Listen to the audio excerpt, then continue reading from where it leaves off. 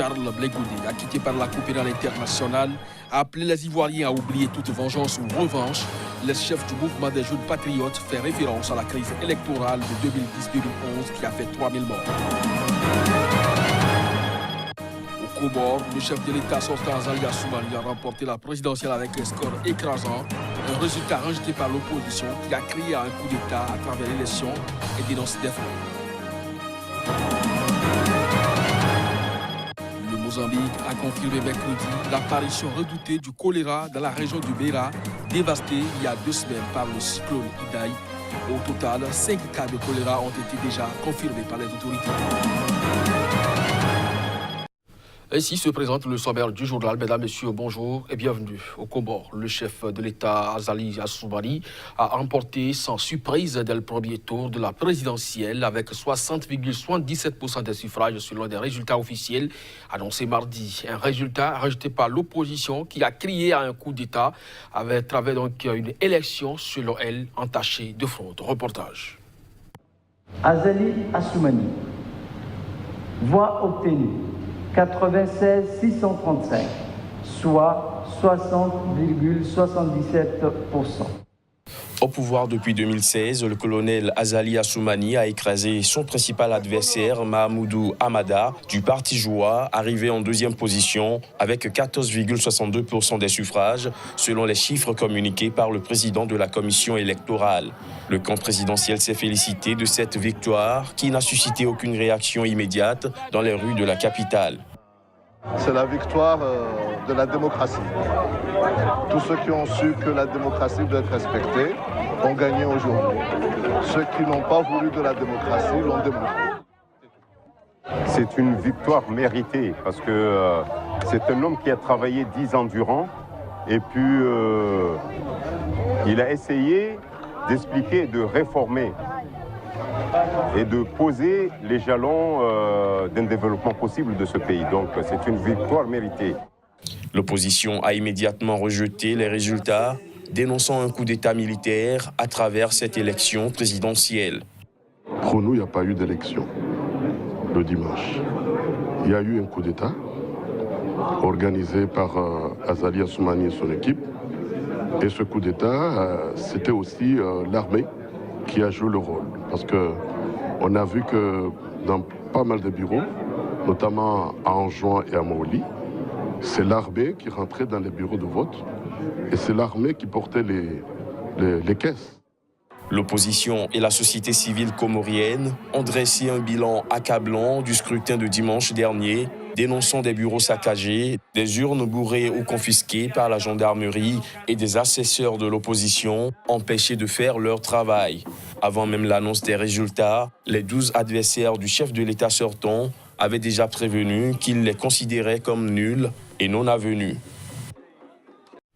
En Algérie, après la sortie du chef d'état-major de l'armée, Ahmed Gaïd Salah, qui a réclamé l'engagement de la procédure prévue par l'article 102 de la Constitution, des Algériens demeurent sceptiques face à la mise en œuvre de cette démarche. En effet, l'article 102 de la Constitution algérienne est appliqué lorsque le président de la République, pour cause de maladies graves et durables, se trouve dans l'impossibilité totale d'exercer ses fonctions. On écoute ces Algériens. L'activation de cet article aurait pu être faite déjà depuis son AVC. Et donc du coup, pourquoi attendre 6 ans après pour l'activer? Mais là en fait, je crois que ce n'est pas une bonne solution. C'est-à-dire que là, la volonté populaire n'a pas été respectée, puisque le mot d'ordre était clair, net et précis, les revendications sont claires, c'est de dégager tout le système. Donc là, il ne s'agit pas du tout d'une solution, c'est un cas d'empoisonné. Parce que là, en fait, on garde le système. C'est-à-dire avec cette décision, on a sauvé le système, carrément. Déjà la décision de prendre l'article 102 en considération, je trouve que c'est déjà, on peut dire, c'est périmé. C'est en retard. Le président ne peut pas présider ce peuple, ne peut pas présider ce pays. C'est déjà trop tard. Il est malade, il est mort, on ne sait pas. Voilà. Mais l'essentiel, il n'est pas capable de gérer ce pays. C'est la fin de la solution parce que le train, il est déjà passé. Donc, ils ne veulent pas prendre le train en arrière. le train est déjà passé. Ça fait 7 ou 8 ans qu'on attend le changement. Maintenant, le soulèvement populaire, avant, en 90, c'était un soulèvement des partis. Et maintenant, c'est un soulèvement populaire. Et le soulèvement populaire, il demande le départ de tout le gouvernement. Toujours en Algérie, après le plus haut gradé de l'armée, Abdelaziz Bouteflika, affaibli par la maladie et contesté par la rue, a été lâché ce mercredi par un autre fidèle, l'ex-premier ministre Ahmed Ouyaya et son parti RND. Il réclame désormais la démission du président algérien. Les détails. Cible depuis le 22 février d'une contestation sans précédent en 2 décennies de pouvoir, Bouteflika est toujours en fonction et son sort n'est pas scellé. Mais il semble de plus en plus isolé et privé de soutien face à une mobilisation populaire qui ne faiblit pas. Mercredi, le coup a été porté par le secrétaire général du Rassemblement national démocratique, RND, principal allié du Front de libération nationale, FLN de Bouteflika, Ahmed Ouyaya. Dans un communiqué signé de ce fidèle du chef de l'État, qui occupait encore le poste de Premier ministre il y a quelques semaines, le RND recommande la démission du président de la République dans le but de faciliter la période de transition. La veille, le chef d'état-major de l'armée, le général Ahmed Gayad Salah, autre fidèle de Bouteflika qu'il a nommé à ce poste en 2004, a lui proposé l'application de l'article 102 de la Constitution pour sortir de la crise née d'1 mois de manifestation. Cet article organise l'intérim en cas de démission du chef de l'État ou d'incapacité à assumer ses fonctions pour cause de maladies graves et durables. Le RND est dans la continuité de l'état-major de l'armée. Les clans du système cherchent à se sauvegarder à 1 mois de la fin du mandat de Bouteflika, estime un professeur de philosophie politique à l'université de Béjaïa. Mais le peuple ne veut pas d'un simple changement de clan. Il demande une rupture radicale avec le système au pouvoir, ajoute-t-il, estimant que la contestation va continuer.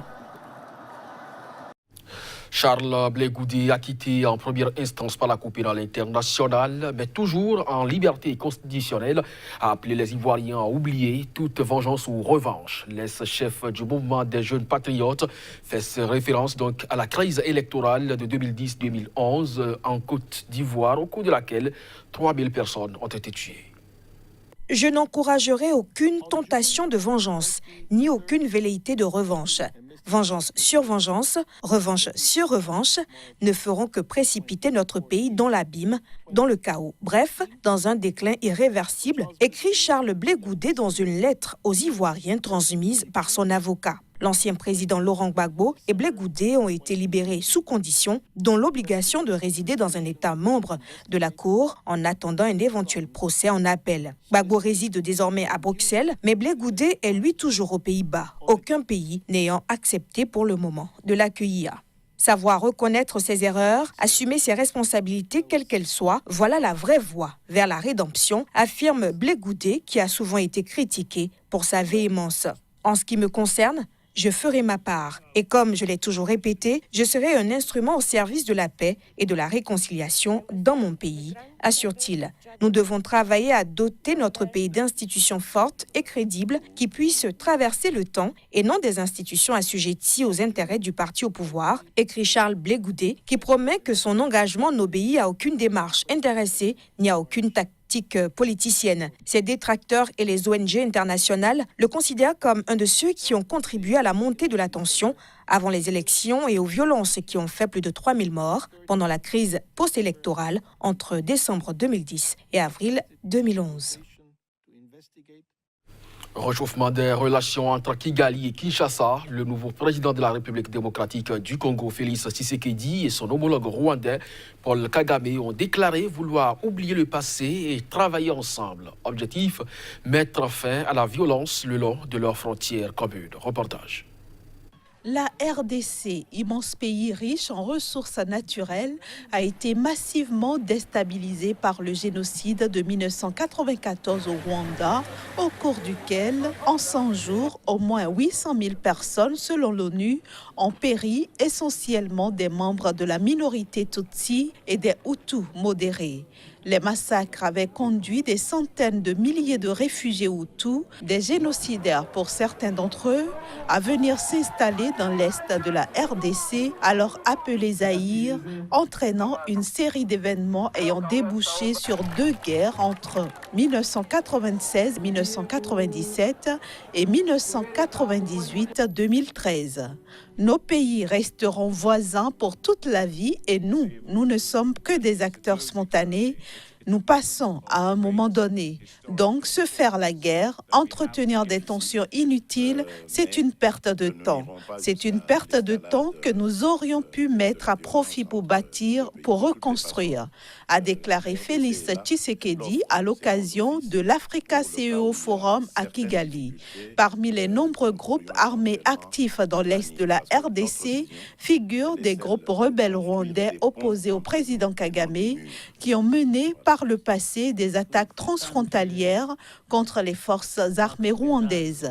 De son côté, Paul Kagame a déclaré qu'il souhaitait travailler à améliorer les relations bilatérales avec son voisin. Mais problèmes au Rwanda sont au final les mêmes problèmes que ceux que rencontrent les gens en RDC et vice-versa. Nous devons relever ces défis, a déclaré le président rwandais. Le Mozambique a confirmé mercredi l'apparition redoutée du choléra dans la région de Beira, dévastée il y a 2 semaines par le passage du cyclone Idai, un cyclone qui a fait près de 500 morts et des centaines de milliers de sans-abri dans le pays. Au total, 5 cas de choléra ont été à ce jour confirmés par les autorités sanitaires mozambicaines. 5 cas de choléra ont été confirmés au Mozambique, frappé mi-mars par un cyclone et des inondations qui ont fait 468 morts dans ce pays. L'annonce a été faite ce mercredi par les autorités mozambicaines qui craignent dans les prochains jours plus de cas, le choléra étant pandémique. La mise en place des mesures préventives ont été annoncées afin de limiter l'impact de cette épidémie. 1 million de doses de vaccins contre le choléra doivent arriver ce week-end dans la région. Outre le choléra et la diarrhée, les eaux stagnantes, les mauvaises conditions d'hygiène et les difficultés d'approvisionnement en eau potable favorisent les risques de typhus et de paludisme. Dimanche dernier, le ministre mozambicain de l'Environnement, Celso Correa, avait prévenu qu'une épidémie de choléra serait inévitable compte tenu des eaux stagnantes et de la promiscuité dans les centres d'hébergement où s'entassent des rescapés des inondations. Accompagné de vents violents et de pluies diluviennes, le cyclone Idai a touché le 14 mars dernier Beira, la 2e ville mozambicaine et son demi-million d'habitants, puis a poursuivi sa route vers le Zimbabwe voisin, noyant tout sur son passage. L'ONU a recensé près de 3 millions de victimes dans ces 2 pays, ainsi qu'au Malawi, touché par des inondations meurtrières début mars, avant le passage d'Idai. Au seul Mozambique, les intempéries ont fait 1,85 million de sinistrés. Ce sera donc tout pour cette édition. Merci à vous de nous avoir suivis. Très bonne journée en compagnie des programmes de SICA.